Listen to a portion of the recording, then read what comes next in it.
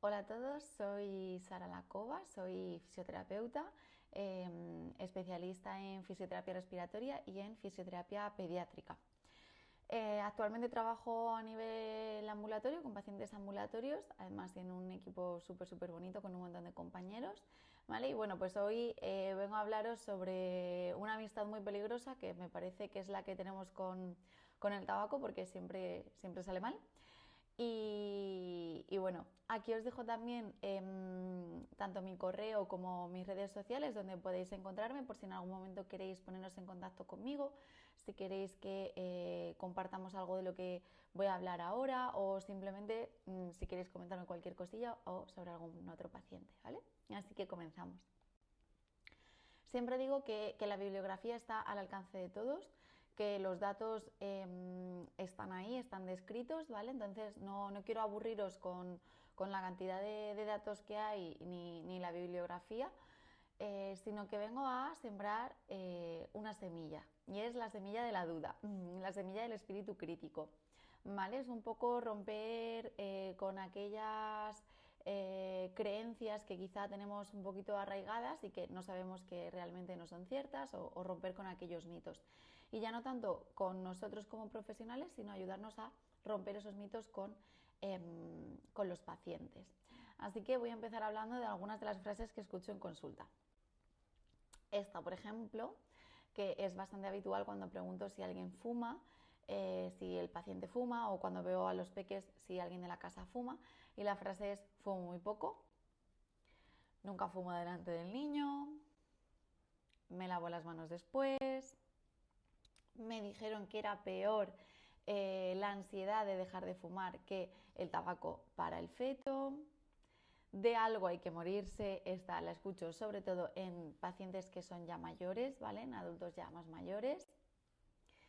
Y bueno, esas son algunas de las perlitas, ¿vale? Entonces, como digo, quizá no todos os dediquéis a lo mismo que yo, pero probablemente todos estéis en contacto o de alguna forma con mamás, ¿vale? Con gestantes o con la familia, con bebés o, como digo, con el núcleo familiar. Todos nuestros pacientes son el padre de alguien, el hermano de alguien, el tío de alguien, el hijo de alguien. Siempre hay alguien más, ¿vale? Entonces es importante que cuando conocemos a nuestro paciente conozcamos también su entorno y todo lo que le rodea, porque a veces puede ser determinante para nuestro tratamiento.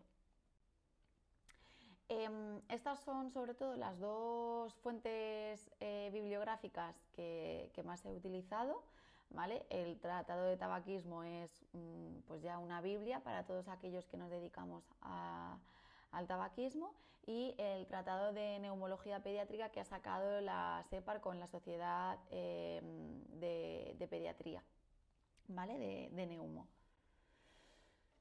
Y como digo, el tabaco es una amistad peligrosa porque es la principal causa de muerte evitable. Es decir,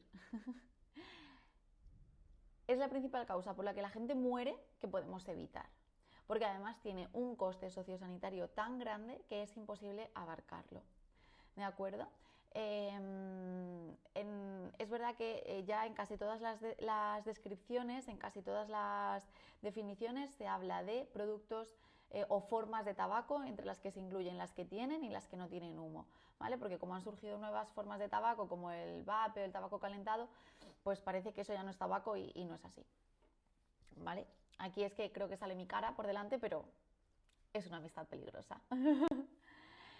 Y yo siempre digo, es que nadie va a pensar en los niños. Es decir, cuando yo en consulta sobre todo me dedico al ámbito pediátrico, ¿vale? Mi grueso de pacientes son bebés, pues asma infantil, bronquiolitis, ¿de acuerdo? Muchos de ellos están rodeados por un entorno y los bebés son los más vulnerables porque no pueden decidir abandonar un entorno que no les resulte satisfactorio o que les esté causando algún tipo de perjuicio. Yo como persona adulta, si tengo a alguien que está fumando delante de mí, puedo coger directamente, levantarme e irme. Pero el bebé no, o el niño no. Es decir, si el niño vive con un fumador, el niño es un fumador. Entonces, en ese aspecto es cuando decimos que son muy vulnerables y es cuando digo que hay que conocer muy bien a la familia porque muchas veces tienes pacientes que no remontan a nivel respiratorio y alguien de la casa fuma, ¿vale? Entonces, si nadie va a pensar en los niños, no pasa nada porque ya pienso yo, ya pensamos nosotros. Desde el desarrollo embriológico tenemos que pensar que ya tenemos un pulmoncito pequeñito, un pulmoncito que va a empezar a desarrollarse, ¿vale? Los últimos estudios hablan de que implantar estrategias de prevención del cáncer de pulmón en la vida adulta son completamente insuficientes.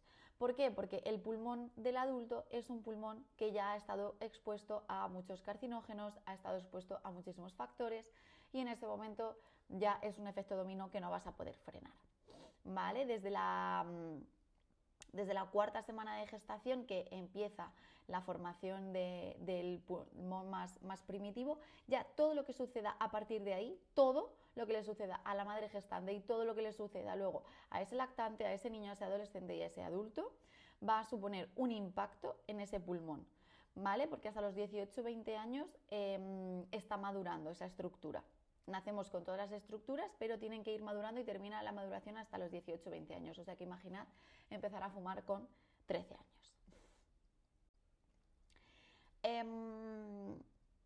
Como digo, como hemos dicho antes, es la principal causa de muerte evitable y además tiene una serie de costes que van a estar relacionados sobre todo con ese impacto en la salud respiratoria. Es decir, ese niño cuya madre, cuyo padre son fumadores va a asistir muchísimas veces a los servicios de urgencias, tanto del centro de salud como del hospital, pues por procesos de infecciones respiratorias de repetición, que cursan además con fiebre, con disnea, con dificultad respiratoria, ¿de acuerdo? Y que luego va a suponer unos costes sanitarios también elevados porque probablemente acabará siendo un niño con asma infantil, que probablemente sea un asma de mal control, lo que significa que va a tener una serie de reagudizaciones, probablemente una serie de reingresos y eso es lo que va a suponer un coste elevado a nivel sociosanitario.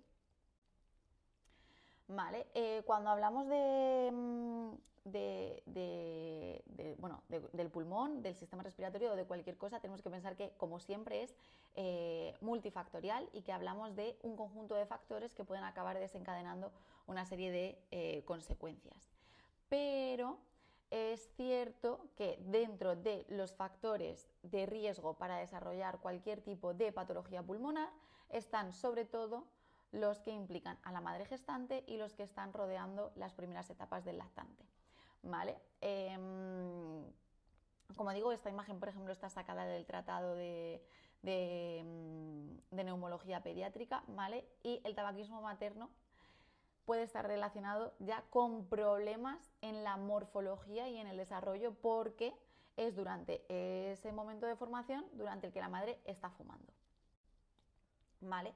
El tabaco tiene un efecto inflamatorio grandísimo, es decir, muy muy grande y es por eso por lo que cuando a veces pregunto si alguien de la casa fuma o si el niño tiene contacto con personas que fuman y me dicen que fuman muy poco, no me sirve porque el efecto inflamatorio es tan grande que es como encender una cerilla en una habitación con el gas abierto, ¿vale? Tenemos que saber que según las leyes de la física hasta 1 milímetro de edema puede suponer un aumento de la resistencia de las vías respiratorias bastante elevado. Entonces, no se trata de si es mucho o poco, sobre todo porque en la exposición al tabaco no siempre tenemos una relación dosis-respuesta lineal, por no decir que nunca es lineal. Es más de lo mismo, ¿vale?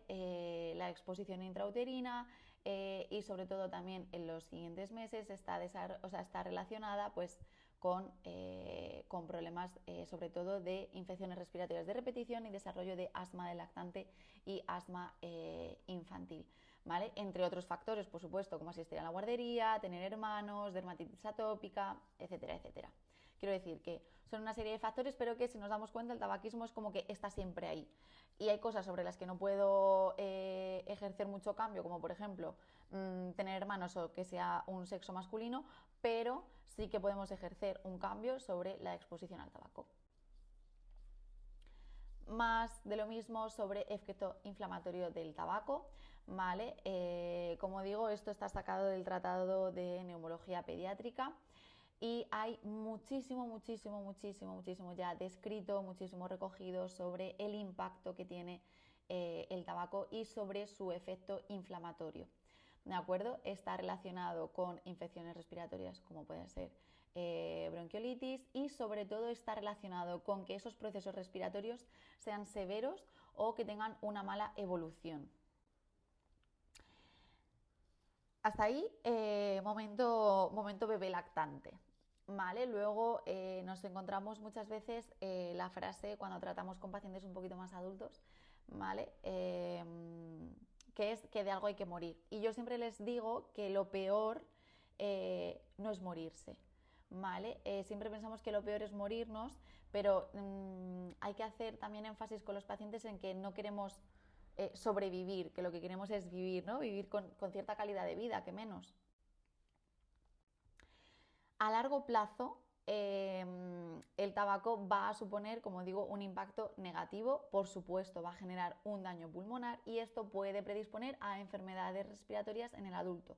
Las del adulto suelen ser más del tipo EPOC, asma, ¿vale? O un envejecimiento pulmonar prematuro. Porque recordemos que este pulmón no es el pulmón solamente del adulto, sino el pulmón de aquel niño que no sabemos a qué estuvo expuesto.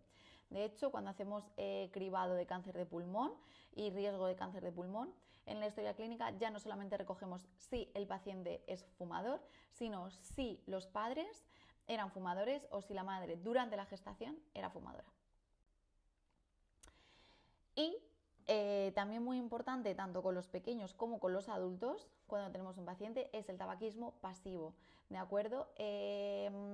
Hablamos de tabaquismo pasivo porque es un tipo de tabaquismo. La persona que está inhalando ese humo de forma pasiva lo está haciendo de una forma diferente al que está inhalando la corriente primaria, pero no deja de ser un tipo de tabaquismo. Sobre todo porque de la corriente del tabaco, la corriente secundaria, es decir, la que inhala el fumador pasivo, es casi el 75% de los contaminantes y de los productos químicos, lo que significa que la persona que está inhalando el humo del compañero se está llevando más carcinógenos que esa misma persona.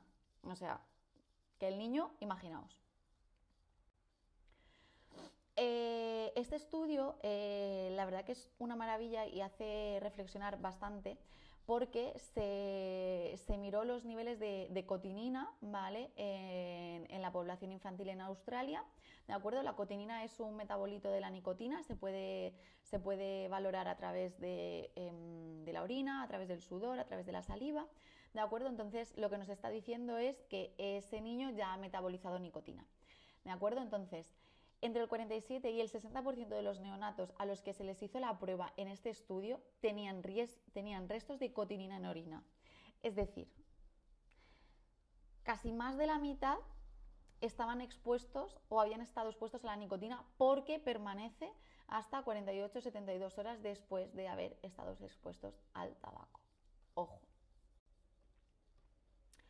Ojo, porque el tabaquismo pasivo también está relacionado con problemas orales, ¿de acuerdo? Al final estamos inhalando humo y es más fácil que se queden las primeras barreras, como puede ser orofacial, a nivel orofacial, ¿de acuerdo? Y que los mecanismos que están relacionados con el tabaquismo de primera, de segunda o de tercera mano son los mismos. Otra cosa es la dosis acumulada, pero son los mismos mecanismos. Es decir, el mecanismo por el que el niño está expuesto al tabaco es el mismo mecanismo al que está expuesto el padre o la persona fumadora.